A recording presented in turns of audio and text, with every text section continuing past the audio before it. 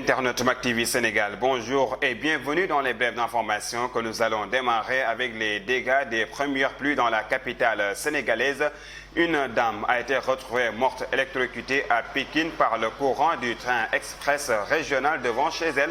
Un drame qui a fait paniquer les habitants de cette localité. Le délégué de quartier de Pékin, Icotaf, interpelle les autorités pour plus de sécurité. Moustapha Dacosta dénonce le courant qui est passé par le sous-sol des rues du quartier. Toutefois, il invite le gouvernement à faire déménager toutes les maisons qui sont à côté du train express régional pour plus de sécurité. Nous parlons de l'affaire Petro-Tim. Le doyen des juges Samba Sall a saisi le procureur de la République pour lui signifier qu'il a bouclé son enquête. En effet, après avoir entendu et bouclé son instruction depuis février, Samba Sall dit n'avoir trouvé aucune charge contre aucune personne entendue.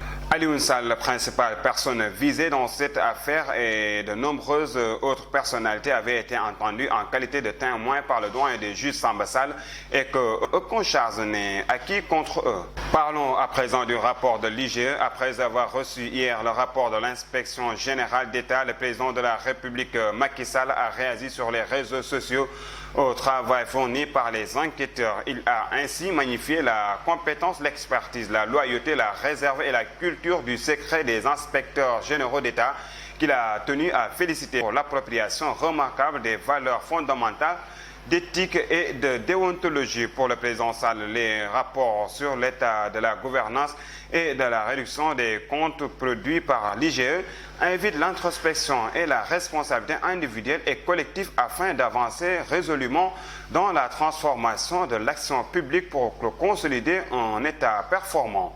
Parlons à présent de la situation du Covid-19 au Sénégal. Sur 764 tests réalisés, 45 sont revenus positifs au coronavirus, soit un taux de positivité de 5,89%.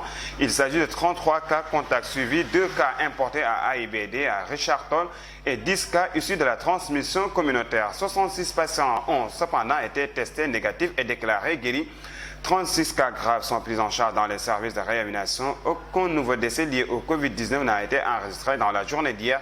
À ce jour, donc, le Sénégal compte 8 243 cas positifs, dont 5 580 guéris, 150 décès et 2 512 encore sous traitement. Et nous terminons avec l'affaire opposant Habiba et la nièce de la coépouse de sa mère. L'enquête sur l'affaire de la jeune chanteuse et la fille de Diop Iseg a été bouclée selon les écrits de l'Observateur repris par le Sénégal 7. Le dossier a été transmis au procureur de la République qui décidera la suite. Pour rappel, Habiba a été convoqué à la police de Dieuppeul pour coups et blessures volontaires réciproques dans cette affaire qui serait partie d'une querelle de coépouses, à l'occurrence les deux femmes de Diop Iseg. En effet, selon les sources, la nièce de la deuxième épouse de M. Diop provoquerait Habiba avec l'histoire de morse dans laquelle son père est inculpé et emprisonné. Des provocations qui ont viré à une bagarre entre les deux protagonistes et que chacun d'entre elles a subi des blessures. Et c'est ce qui met fin à cette édition présentée avec un immense plaisir. Merci de nous avoir suivis et surtout restez connectés sur Mac TV Sénégal.